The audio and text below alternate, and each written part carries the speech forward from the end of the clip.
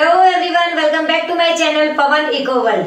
Students, हम कर रहे हैं क्लास 11th की माइक्रो इकोनॉमिक्स और उसका चैप्टर नंबर 2। इस चैप्टर नंबर 2 के 2 वीडियो मैं पहले दे चुकी हूं और आज हम कर रहे हैं पार्ट नंबर 3 जो कि होने वाला है production possibility curve. Production possibility curve क्या होता है, किन एजम्पशंस पे बना हुआ है, शेड्यूल क्या होता है, कर्व क्या होता है और किस तरीके से ये काम करता है, इसके अनदर नेम क्या होते हैं, हम इन सभी चीजों के ऊपर बातें करेंगे इस कंसेप्ट के अंदर या इस वीडियो के अंदर। सो स्टार्ट करते हैं बिना देरी से आज का हमारा कंसेप्ट। तो देखिए बेटा, प्रोडक्शन पॉसिबिलिटी कर्व क्या होता है। अब प्रोडक्शन पॉसिबिलिटी कर्व एक ऐसा कर्व है, सीधी बात है, पहले ही वर्ड यूज कर दिया पॉसिबिलिटी, मतलब यहाँ पे अलग अलग कॉम्बिनेशंस होने वाले हैं, संभावना जिसको बोलते हैं उस चीज के बारे में बात होगी। तो production possibility curve is a curve showing different combination of 2 goods. इसमें किस चीज का होगा कॉम्बिनेशन, 2 गुड्स का होगा, एक हमारा गुड एक्स, एक हमारा गुड वाई, मतलब 2 चीजों के बारे में हम इसके बारे में बात करेंगे। विच कैन बी प्रोड्यूस्ड, हम उनको क्या कर सकते हैं, बना सकते हैं विद द अवेलेबल रिसोर्सेज, जो भी रिसोर्सेज हमारे पास अवेलेबल है, on the assumptions that.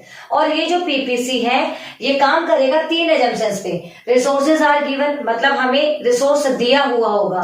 Number 2, given resources are fully utilise, जो भी रिसोर्स आपको दिया है आपको उसका पूरा यूज करना है, बेटर करना है, इकोनोमाइज यूज करना है। टेक्नोलॉजी रिमेन्स कांस्टेंट, और जो भी टेक्नोलॉजी आप यूज करते हैं वो कैसी होनी चाहिए, कांस्टेंट होनी चाहिए, दैट मीन्स वो चेंज नहीं होनी चाहिए। ऐसा नहीं कि आपने यहाँ पे मैंने अलग अलग कॉम्बिनेशंस बना रखे तो एक कॉम्बिनेशन में आपने कुछ यूज किया, दूसरे कॉम्बिनेशन में आपने कुछ यूज किया, ऐसा नहीं होना चाहिए।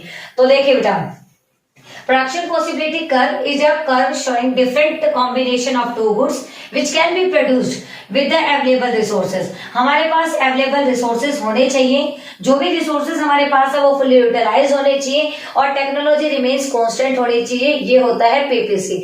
अब अगर मैं आपको नॉर्मल बातों में समझाऊं इसे कि मतलब अगर ये टेक्निकल या टर्म यूज ना करूं तो पीपीसी क्या होता है। देखिए बेटा, पीपीसी का मतलब है कि आपके पास जो भी चीज है उसके 2 ऑप्शंस हो सकते हैं। लाइक मैं मेरी अगर बात करूं तो मेरे पास भी 2 ऑप्शंस है, मतलब या तो मैं आपको यूट्यूब पे पढ़ा सकती हूँ या फिर मैं जाकर ऑफलाइन क्लासेस दे सकती हूँ। अब मेरे पास 2 ऑप्शन है तो मैं थोड़े थोड़े करके दोनों ऑप्शंस को यूज करती हूँ। कई बार मैं पूरी तरीके से स्कूल में इन्वॉल्व रहती हूँ और कई बार मैं पूरी तरीके से संडे वाले दिन इसी के अंदर इन्वॉल्व रहती हूँ। तो एक बार तो मैंने संडे का फुली यूटिलाइज किया, दूसरी तरफ मैंने मंडे टू सैटरडे मैंने स्कूल का फुली यूटिलाइज किया। तो यहाँ से क्या था, रिसोर्सेज गिवन क्या है, मैं हूं और मेरी स्किल्स है और मेरी टीचिंग स्किल्स है। ठीक है, रिसोर्सेज गिवन, मेरी स्किल्स, उसमें दूसरी बात जो रिसोर्सेज थे उसका यूज, मेरा जो नॉलेज है, मेरी जो स्किल्स है, एक बार मैं स्कूल में पूरी तरह यूज कर रही हूँ, एक बार मैं संडे को घर पे यूज कर रही हूँ, ऑनलाइन और ऑफलाइन। और जो भी मेरी टेक्नोलॉजी है, मेरी वहां पे भी यही टेक्नोलॉजी है कि मैं उनमें एग्जांपल्स देती हूँ, ब्लैक बोर्ड का यूज करती हूँ, मार्कर का यूज करती हूँ और वहां पे भी सेम एज इट इज ही टेक्नोलॉजी है, कोई चेंज नहीं होता। आई थिंक आपको तीनों एजम्पशन समझ आ गई होंगी कि सबसे पहले मैं एक रिसोर्स हूं, मेरा पूरा यूज हो रहा है और मेरे पढ़ाने का तरीका जो ऑफलाइन का है वही ऑनलाइन का है, इसमें कोई भी चेंजेस नहीं है। ये होता है पीपीसी, मतलब किसी भी इंसान के सामने 2 कंडीशंस होती है और हमें एक कंडीशन को अवेल करने के लिए दूसरी कंडीशन को छोड़ना पड़ता है। अगर हम एक कंडीशन को अवेल करते हैं तो दूसरी कंडीशन हमारी पूरी कंप्लीटली नहीं हो सकती। ये होता है पीपीसी। अब चलते हैं हमारे एग्जाम्पल की तरफ। तो सबसे पहले हम बात करेंगे कि पीपीसी में इस टेबल का मतलब क्या है, हम इस टेबल को क्या बोलते हैं। अभी आपकी नई नई इकोनॉमिक्स शुरू ही है, शेड्यूल आएंगे, टेबल आएंगे, बहुत सारे टेक्निकल वर्ड्स यूज होंगे जो कि आपकी इकोनॉमिक्स टर्म के अंदर ही आते हैं। तो देखिए बेटा, ये जो है हम इसे टेबल तो बोलते ही हैं, टेबल के साथ में हम इसे शेड्यूल भी बोलते हैं। अब शेड्यूल क्या होता है, टेबुलर प्रेजेंटेशन ऑफ एनीथिंग, मतलब किसी भी चीज का अगर हमने टेबल की फॉर्म में बना दिया दैट इज कॉल्ड शेड्यूल। अभी देखो हमने व्हीट और राइस को एक टेबल की फॉर्म में दिखाया है, that means this is a schedule. तो जिस भी चीज को अगर हम टेबल के थ्रू समझा दे वो शेड्यूल बन जाता है, और जब हम किसी टेबल को किसी डायग्राम के थ्रू समझा दे वो कर्व बन जाता है। Diagrammatic presentation of a table is known as a curve. आपको ये चीजें याद रखनी पड़ेंगी, आज याद कर लो। चैप्टर के जो आपका मार्केट इक्विलिब्रियम लास्ट चैप्टर है माइक्रो इकोनॉमिक्स का, तब तक यही चलेगा।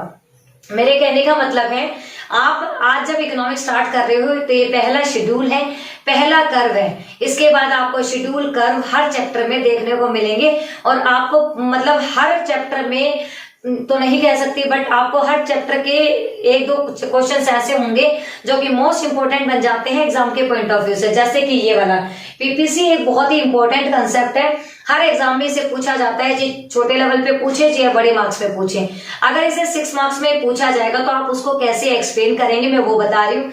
सबसे पहले आप पीपीसी की डेफिनेशन देंगे, देन आप इसके शेड्यूल बनाएंगे, देन आप इसका डायग्राम बनाएंगे और लास्ट में इसका कंक्लूजन लिखेंगे और आप इसके एजम्पशंस भी इसमें दे सकते हैं। तो ये क्या हो गया, आपका 6 मार्क्स का कंप्लीट हो गया, क्योंकि सीबीएसई जो है वो पार्ट्स में नंबर देती है। मतलब अगर आप स्टेप वाइज सही जा रहे हो तो आपको मार्क्स मिल जाएंगे, अदरवाइज नहीं मिलेंगे। तो आपको टेबल शेड्यूल याद रखना है इकोनॉमिक्स के हिसाब से, डायग्राम आपको कर्व याद रखना है इकोनॉमिक्स के हिसाब से। ठीक है, तो ये तो था आज का हमारा कि भी मतलब टेबल को हम शेड्यूल बोलते हैं और डायग्राम को हम कर्व बोलते हैं। अब होता क्या है कि जो रिसोर्स प्रोडक्शन पॉसिबिलिटी कर्व है इसके अंदर 3 अजम्पशन है।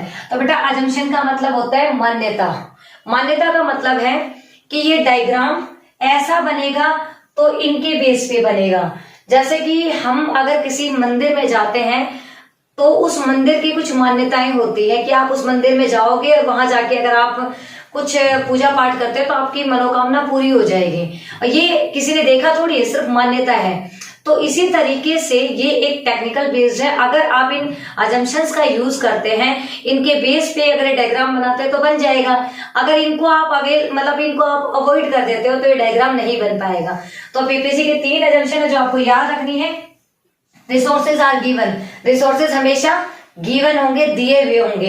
एग्जाम्पल ले लेते हैं इसका, हमारे पास एक लैंड है जो कि कैसी है, गिवन है।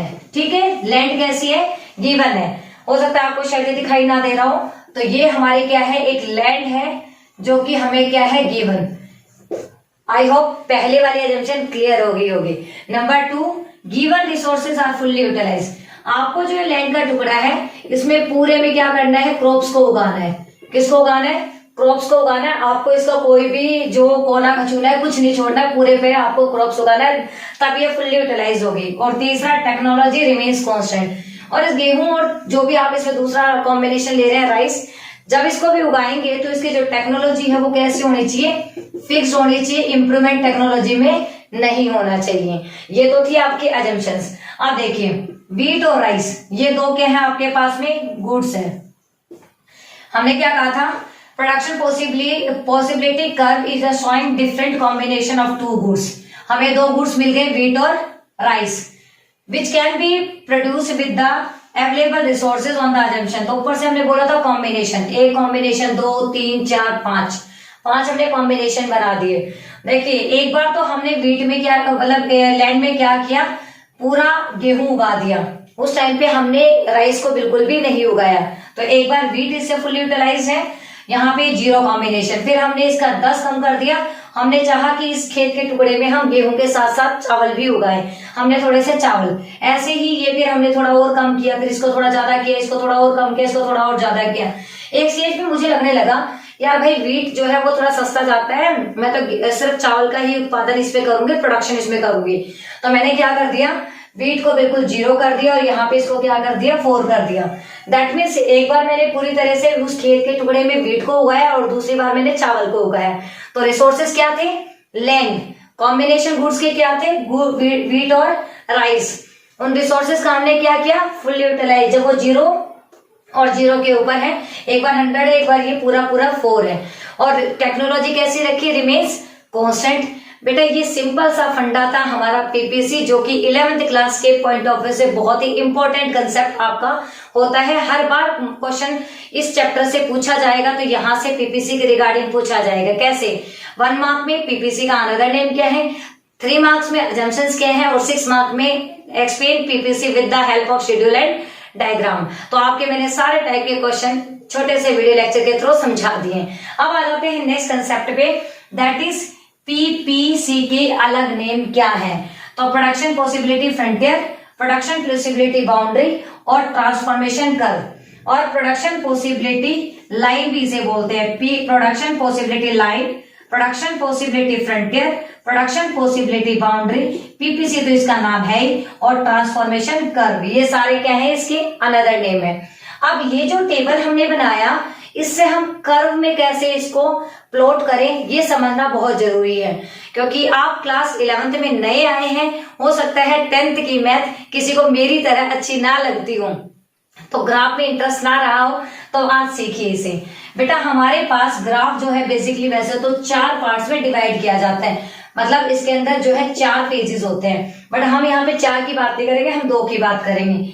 ये हमारा एक्स एक्सिस है, ये हमारा वाई एक्सिस है, मतलब ओ एक्स और ओ वाई। तो जो ये हॉरिजॉन्टल स्ट्रेट लाइन है ये ओ एक्सिस है, और जो वर्टिकल स्ट्रेट लाइन है वो ओ वाई एक्सिस है।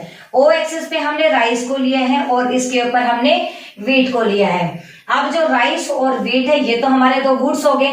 अब हमें देखना है कि जब व्हीट 100 था तो राइस 0 था, तो ये तो लाइन ऐसे बन जाएगी। अगले में ये 90 था तो ये 1 था, मतलब ये व्हीट अगर 90 है तो राइस हमारा कितना है, 1 है। उसके बाद में ये 70 है तो ये हमारा कितना है, 2 है। देन ये व्हीट 40 है तो ये 3 है, और फिर हमें इस कर्व को ऐसे मिला देना है। आपको हमेशा याद रखना है कि जितने भी पॉइंट्स दे जाए इनको पॉइंट आउट कर देना है, नाम दे देना है। ये होता है पीपीसी कर्व। कैसा होता है, पीपीसी कर्व। अब जो पीपीसी कर्व है इसके बाहर भी कुछ पॉइंट्स होते हैं, तो बेटा जो इसके अंदर पॉइंट है वो अटेनेबल कॉम्बिनेशन है, मतलब उनको हमने अटेन कर लिया है। हमारी इकोनॉमी जो है पीपीसी के ऊपर ऑपरेट कर रही है। इसके बाहर जितने भी ऑप्शंस है वो अनअटेनेबल कॉम्बिनेशन होते हैं, नॉट फिजिबल, जिनको हम अवेल नहीं कर पाए हैं। इनको हम अवेल तब कर पाएंगे जब हमारी टेक्नोलॉजी में इंप्रूवमेंट होगा, या फिर कुछ ऐसी कंडीशंस आएंगी जिससे हमारे देश में ग्रोथ होगी, जीडीपी बढ़ेगी, तब हम कहाँ जा सकते हैं, आगे की तरफ। तो ये होते हैं अनअटेनेबल कॉम्बिनेशन जो पीपी से बाहर की तरफ होते हैं। ठीक है, तो ये आपका पूरा कंसेप्ट था पीपीसी का। इसके बाद हम नेक्स्ट कंसेप्ट करेंगे इसी तरीके से छोटे छोटे टुकड़ों में विद द हेल्प ऑफ एक ऐसा एग्जाम्पल जो कि आपको इजिली समझ आ जाए। मिलते हैं हमारे नेक्स्ट वीडियो लेक्चर में, तब तक के लिए बाय बाय, टेक केयर।